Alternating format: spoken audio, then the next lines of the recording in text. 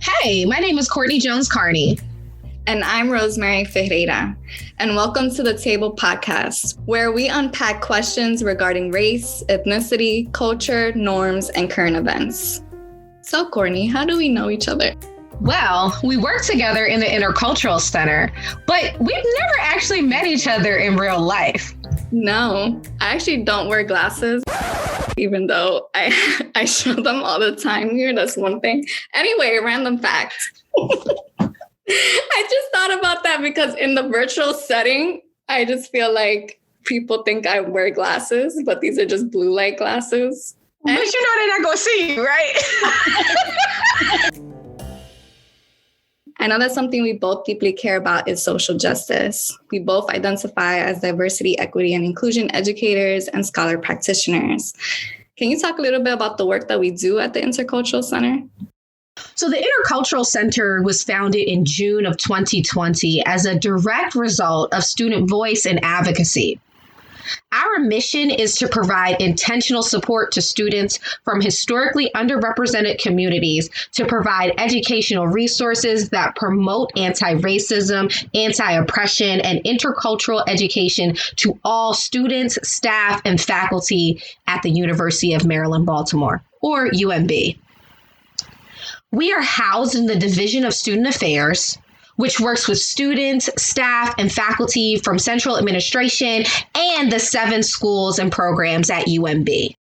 Through collaborative efforts, the Intercultural Center serves to both guide the university in its work on diversity, equity, and inclusion, and hold itself and the university accountable for committing to become an anti-racism institution. In today's episode, you'll hear from the co-chairs of the Multicultural Task Force that was established in 2018 to develop the Intercultural Center. Dr. Patty Alvarez, the Assistant Vice President of Student Affairs at UMB, and Vanessa Gonzalez-Wright, an alum from UMB's School of Social Work who served as a student leader. So before we get started, let's talk about some terms and acronyms that are going to come up during today's podcast. So ISLSI. ISLSI stands for Interprofessional Student Learning and Service Initiatives. This office no longer exists. However, prior to the creation of the Intercultural Center, ISLSI provided programs and activities that were connected to diversity, equity, and inclusion, as well as student activities and leadership development. So while ISLSI set a university foundation on which the Intercultural Center was built, the Intercultural Center has a more intentional focus on providing support and a space of belonging for historically underrepresented students. Historically underrepresented students can represent Black, Indigenous, people of color, low-income students, students with disabilities, women, trans, and gender nonconforming students who have been systematically denied and excluded from higher education. In our interview with Patty and Vanessa, we also discussed GSA and USGA, which stand for Graduate Student Association and University Student Government Association. They are both university-wide organizations for students at UMB. At one point in our interview, Vanessa identifies as a first-generation student. First-generation students are those whose parents and/or primary caretakers do not have a 4-year degree. So those are some of the terms. So let's get started. My name is Patty Alvarez. I am the Assistant Vice President of Student Affairs at the University of Maryland, Baltimore. And so I oversee Central Student Affairs at UMB, but I also collaborate quite a bit with each of the schools and their Student Affairs deans. Hi, everyone. My name is Vanessa Gonzalez-Wright. I use she, her, hers pronouns. I am currently the Assistant Director of Latinx Student Development at Towson University. But I'm a proud alumni of UMB, and so I was a student at the School of Social Work, class of 2019, so not too long ago, and I was involved in the development of the center. So great to be here. Great, thank you so much. So yeah, let's jump right into talking about the development of the center. Walk us through that. Like what was the motivation behind it? What conversations were being had? And then how was that creation of it? Yeah, so I'll get started. So actually, the development started even before myself being involved in this work. And so students at the School of Social Work were originally advocating for the School of Social Work in particular to become a sanctuary campus for students. So during the election of President Trump in 2016, there was a lot of fear at the School of Social Work in regards to undocumented students in particular who were feeling as though how would they feel comfortable and safe being on campus with the rhetoric that was happening in our country. And so because of that, students kind of gathered together and were like, okay, what should we do about this? And so those students came together. They had a presentation at the School of Social Work for the Dean of School of Social Work, as well as other professors and students who were involved to do the presentation to kind of talk about this issue. And so when I was involved was after they had graduated, there was a meeting that was being set up with President Perman to discuss this particular issue. And as I got involved, I realized that it wasn't just undocumented students that needed resources and support, but it was other marginalized communities across campus who needed a place that they can feel at home, the way that I felt when I was participating with ISLSI on campus. And so that's kind of how those conversations started. And then it was around the same exact time that Dr. Alvarez started in her position. So then we were able to come together. And so I felt really honored and fortunate to co-chair this Multicultural Center Task Force with Vanessa. We really kicked off, as Vanessa mentioned, Dr. Perman charged the creation of this task force in essentially January 2018, which was right when I started at the institution. And so I took some time to get to know the campus a little bit, and then really started appreciated Vanessa and her work over the summer with me, and really were ready to kick off that fall 2018. And so, we were really inclusive and comprehensive in the process. We had a task force that included representation from each of the schools, as well as some central UMB units on campus, and then also had student representation.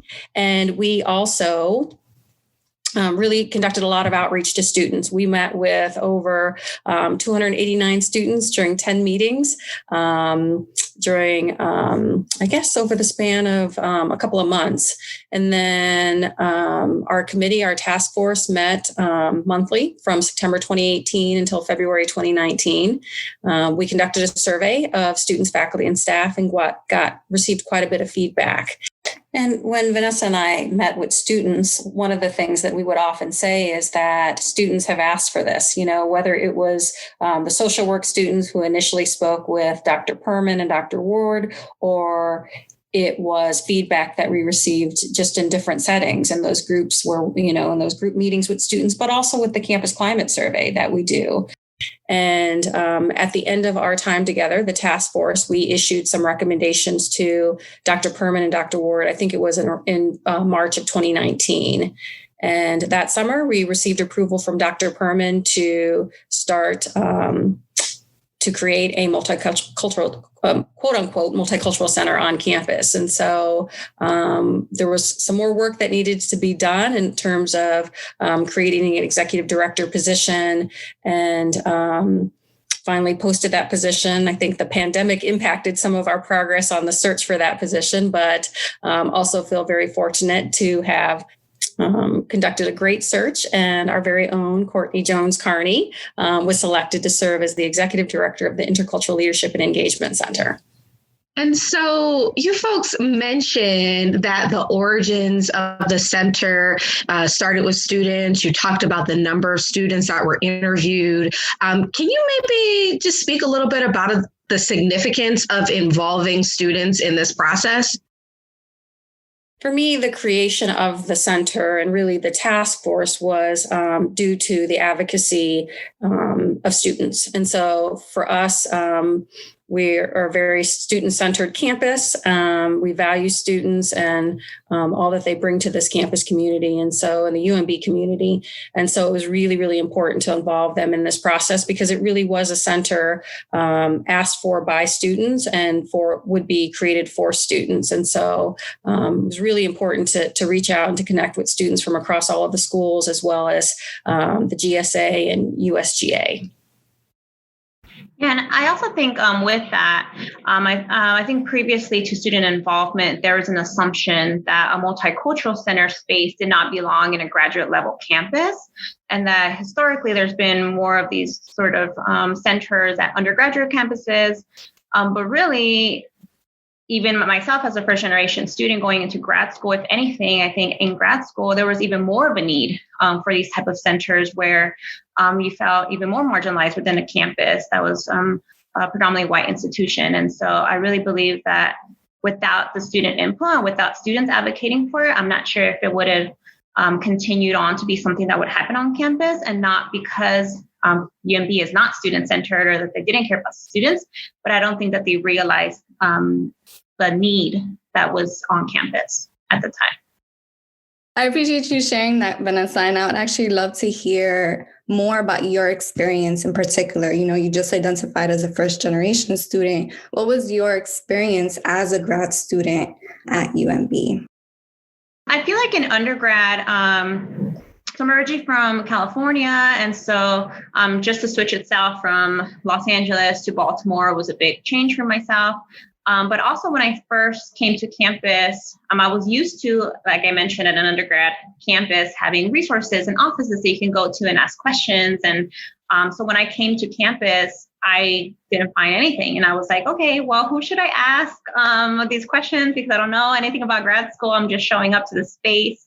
But I had seen a posting for a diversity fellowship with ISLSI. And so at the time I was like, oh, well, okay, well, this sounds something that I can do and I need a job. And so luckily I was involved in that office. And because of that, I was then exposed to what resources were on campus. But I think without that resource, I would not have known. And many of the other students that I was involved with at school social work, I served as a leader for Lucha, which was the Latinx student org at the school of social work. And a lot of those students also were looking for a similar space, but that they didn't really know what office or who to ask for, where they can be affirmed not just in their educational journey, but also in their personal identity. And so I think the ability to do both simultaneously is super important to the success of students. And I would add that I think that cultural centers have played an important part in my development as well as a student and as a professional. And I, as an undergrad, would go to the La Casa, the Latino Cultural Center on my campus, and connected with other diversity centers on campuses. I've even worked in those centers. I served as a multicultural center director at an institution and another cultural center at another institution. And so I absolutely see the value in students being able to see themselves reflected in the institution, both in terms of the programming and the staff and even just peers. And so I think that, this isn't a new thing, as Vanessa mentioned, in terms of having these types of centers on university campuses. But I think that UMB was and is in a time of transition. At the time when the Multicultural Center Task Force was charged, the creation of that the charge was given. There were schools who have lead DEI, diversity education and inclusion leaders within some of the schools that existed and exist today. But I think over the past couple of years, I think that the campus has transitioned to the acknowledgement of, or at least the recognition of, the value of these sorts of resources and individuals and entities on our campus and the work that can be offered. We've seen since that time, I think probably all, if not all, or perhaps all of the schools will soon have a quote unquote chief diversity officer. We also, as a campus, are in the process of hiring a chief diversity, equity, and inclusion officer. And there's just been a lot of growth that has happened on campus in the area of DEI. What did y'all envision for the center for students? With the Multicultural Center Task Force, we talked about the mission of the Intercultural Center having a threefold mission. And that included providing a space and place where underrepresented students and other diverse populations felt could find support as well as a sense of belonging, providing innovative experiences and opportunities for intercultural and interprofessional leadership development to help prepare students with the awareness, knowledge, and skills needed to serve as culturally competent professionals, as well as to serve as a strategic partner for faculty, staff, and administrators in creating an inclusive climate and advancing DEI priorities. Yeah, I would completely agree with Dr. Alvarez and everything that she mentioned. And I would also add to that, I would hope that the center would be a center that's ever evolving in a sense of wanting to constantly be reevaluating what are the needs of students and how can we make sure that student input is involved in the process.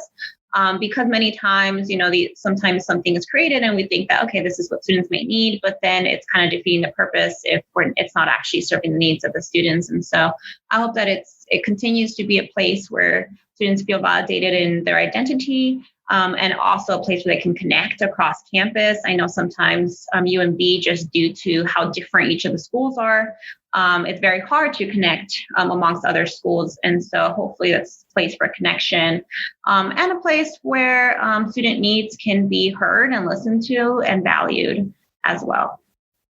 And I'm so happy that you mentioned student needs because I think that definitely could be a vision for the Intercultural Center. And so really connecting to those roots and how the center even came to be and ensuring that students and their needs are always at the forefront and not in a way where we're like capitalizing on their ideas and their thoughts, but like in a collaborative sense where they're fully involved in the process, in the decision making. They're serving as advisors, helping us to, make those decisions to move forward in a way that's going to allow the center to evolve as our student population is evolving. And so in this conversation, we've said intercultural a bajillion times, right? And so perhaps this might be a good time to define it. What does intercultural mean to you? Because this may be a term that's somewhat unfamiliar to some of the folks who are listening to us today. So how would you describe it and define it? As of now, we've got probably each one of us has a different definition of what intercultural means. And so we do need to figure out and we do need to define for the purposes of the Intercultural Center, but even for our campus, there I go again, for UMB in terms of, what does intercultural mean for us? What I would say, though, is, as we engaged in what was called the Multicultural Center Task Force work, one of the things that we did say is that we thought that multicultural was too limiting. I would even say from a higher education perspective, there's kind of been a move. There's been a move away from referring to multicultural centers as multicultural centers and more of a shift to intercultural, inclusive excellence centers. And so for me, really intercultural, there's been some precedents too on our campus. Courtney was involved in establishing, in conjunction with the graduate school, an intercultural leadership graduate certificate program. So there was some precedents in terms of using that word and what that means for us as an institution. But for me, it really is providing opportunities for individuals to increase their awareness, knowledge, and skills.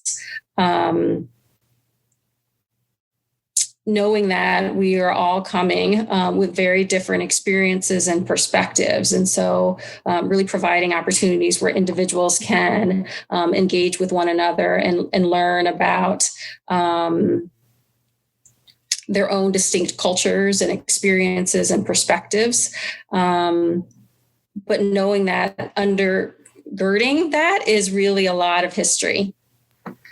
I feel like in simple terms for myself, even if it's not necessarily the definition that UMB is using, I would say when I think of intercultural, I think of the celebration of difference and diversity versus just acceptance and tolerance.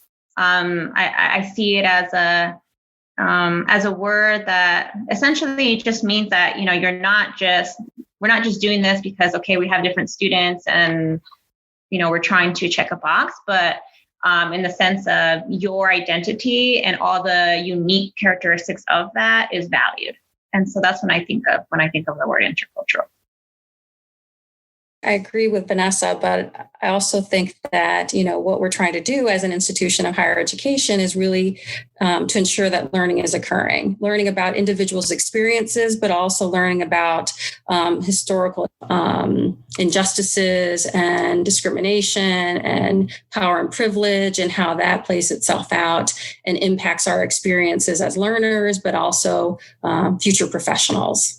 Yeah, absolutely. I think when thinking of someone's identity, I think that also includes the history of that person, right? And their identity. And so I absolutely agree in terms of the learning and growing and development, and especially at UMB being that most, if not all, of the students are going to be entering a field of service and whether it's in the healthcare field, whether it's law or social work. And so the ability to understand individuals' experiences and learn about individual experiences and be able to acknowledge that we all come from a different lens and positionality, I think is super important. And so, yeah, I completely agree in terms of education. I think that's a part of it, right? That's a part of identity. Yeah, and I think, you know, what I really like about the word intercultural and why I gravitate to it is it seems to acknowledge that there are different cultures that are functioning in the same space at the same time. And so not just thinking that we're going into a space and there's one culture and this is how we behave and everything's fine, but recognizing that there are going to be different cultures in that space and that we are going to have to figure out how to navigate that space because there isn't going to be one culture, even if we believe that there's a dominant culture that folks have to, you know, try to shift towards. And so intercultural acknowledges to me that there are multiple cultures in the space and that individuals have to do work to determine how they are going to communicate and function and adjust to the various cultures that are occupying that particular space. And I think that is one of, you know, the benefits of having an intercultural center is that, you know, this center will be and is a key contributor in terms of shaping student learning. And I would even say in terms of collaborating with other faculty and staff and administrators on campus to be able to create and shape learning. Also, it's important to note that while we're doing this learning, it may not always feel good, right? Like the goal is to stretch ourselves. The goal is to develop, and development sometimes can make us feel like, you know, we missed the mark a bit, or it might make us feel uncomfortable or ashamed or wondering like, why didn't I do this 5 years ago? Why wasn't I at this stage before? And so, you know, there could be some moments when folks are engaging with the Intercultural Center or some of the initiatives associated with the Intercultural Center where they don't immediately feel great. But that's part of the process. That's part of that process of learning and growing and developing. And I think it's important that people come into some of the aspects of the space knowing that they're going to have to push themselves a bit and maybe step in and sit in some discomfort while they're reflecting and planning and determining what their actions are going to be so that they can make positive changes towards their development. Yeah, and when I think of a center such as an intercultural center, I think it's a two-part fold situation where on one side, it definitely it will be a space of growth and development and learning and pushing past maybe knowledge that you didn't even realize that you lacked, or having to unlearn things that you might have already thought about that you thought were right. And then you realize like, oh, wait a minute, why did I even think about that? But then I think on the flip side, it's also going to be a space of comfort where students who maybe in their individual schools may not have the opportunity to be amongst individuals that they can relate to, that look like them, that they have similar experience, and that they can find a place of comfort as well. And so I think it's a two-part thing where it's not just the learning or just the comfort, but it's a little bit of all of it. Yeah, that makes me think about like the safe versus brave space argument of like, we need to have a safe space for students to be able to talk about, issues related to social justice.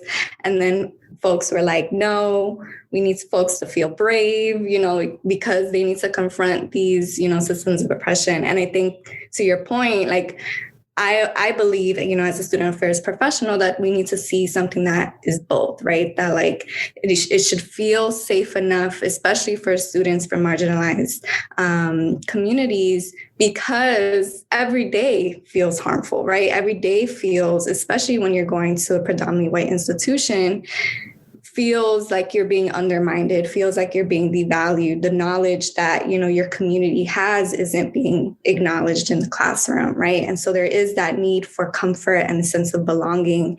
And as well, for folks who might come from dominant identities, there needs to be this leveling up, right? This being held accountable for. And so that does demands, right? This like pushing and this bravery as well. Are there any additional thoughts, hopes, just anything that you want to put out into the universe for the Intercultural Center? I'm also, two things. I think one, I'm also very excited for the future of UMB and the center. And I think leadership is super important. And so I'm really excited with the leadership that the center currently has in order for it to be moving forward. And so I'm excited for the future of that students will have the ability to have a place like this to go to and feel validated. And hopefully this will lead to students having positive experiences throughout their time at UMB, not just academically, but also personally.